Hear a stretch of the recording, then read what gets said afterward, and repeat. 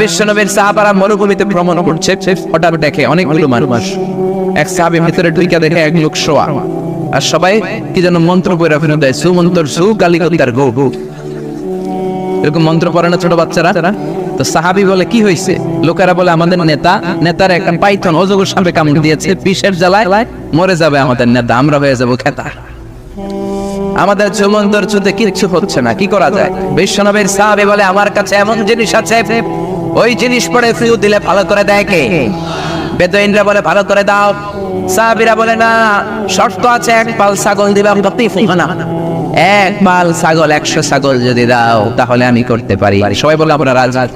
এবার বিশ্বনবীর সাহাবী একবার সূরা ফাতিহা পড়ে ফু দেওয়ার সাথে সাথে বেহুশ লোকটা বন্ধ চোখ থেকে চোখ খুলে ফেলেছে। দ্বিতীয়বার ফু দেওয়ার পরে শোয়া থেকে বসেছে, তিনবার ফু দেওয়ার পরে হাঁটা শুরু করেছে। আল্লাহু আকবার।